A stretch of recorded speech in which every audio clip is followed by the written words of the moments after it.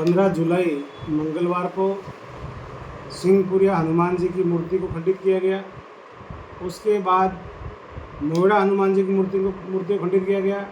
सालमगढ़ हनुमान जी की मूर्ति को खंडित किया गया और मैं भी मौके पर पहुंचा, क्योंकि आस्था से जुड़ा हुआ मामला है। इस देश के अंदर भगवान को सर्वोपरि मानकर भगवान के पे विश्वास करके दुनिया चलती है।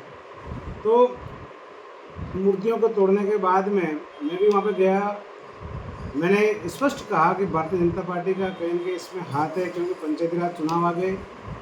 2 साल से भारतीय जनता पार्टी सरकार होने के बावजूद 1 रुपये का काम प्रतापगढ़ में हुआ नहीं। क्या जवाब देंगे, इसलिए इन्होंने माहौल ख़राब करने की कोशिश करी। उसके 10 दिन बाद माननीय मंत्री जी यहाँ से हनुमान जी के घटनास्थल पर जाते हैं।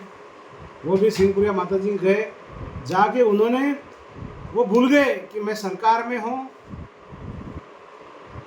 लेकिन वो विपक्षी भाषा बोलते हुए उन्होंने सीआई को खड़ा करके बोला, सीआई साहब कि 7 दिन के अंदर अंदर अपराधी गिरफ्तार नहीं हुए तो मैं सड़कें जाम होगी, माहौल ख़राब होगा, जिसकी समस्त जिम्मेदारी आपकी है। मैं माननीय मंत्री जी से पूछना चाहता हूँ, आप आपके पद की गरिमा को भी भूल गए और सीआई की क्या जिम्मेदारी? जिम्मेदारी तो सरकार की होगी। आप खुद अपने ऊपर जिम्मेदारी नहीं रखते हुए विपक्ष की भाषा को आप वहाँ बोल करके आए। 7 दिन की जगह आज कितने दिन हो गए? उसके बाद वहाँ कोई कार्रवाई नहीं हुई। इससे साफ जाहिर है इसमें भारतीय जनता पार्टी का हाथ है।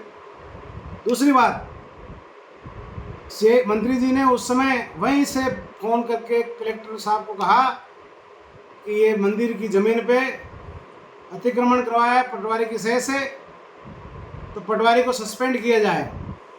कलेक्टर मैडम ने कहा बिल्कुल सस्पेंड हो जाएगा। लेकिन उसके बाद क्या मजबूरी थी, 10 दिन के बाद भी पटवारी सस्पेंड नहीं हुआ। सस्पेंड होता तो मंत्री जी सस्पेंड हो तो व्हाट्सअप होता। 10 दिन के बाद भी पटवारी सस्पेंड नहीं हुआ। या तो कोई और कारण था सस्पेंड नहीं हुआ, या मंत्री जी की चल नहीं रही है खुद के डिपार्टमेंट में एक कार्मिक को सस्पेंड नहीं कर सके, या फिर किसी धंधे वाले का फ़ोन तो नहीं आ गया इस वजह से सस्पेंड नहीं हुआ।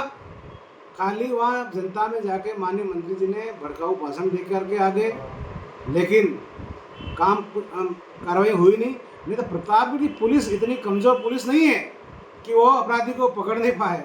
लेकिन क्या पता क्या मजबूरियां हैं जो एक भी किसी व्यक्ति को पकड़ नहीं पा रहे। इसलिए मेरी मांग है, अगर 10 दिन के अंदर अंदर ये अपराधियों को नहीं पकड़ते हैं तो मैं सिंहपुरिया माता जी से हनुमान चालीसा का पाठ करते हुए कार्यकर्ताओं के साथ में नोएडा हनुमान जी जाऊंगा।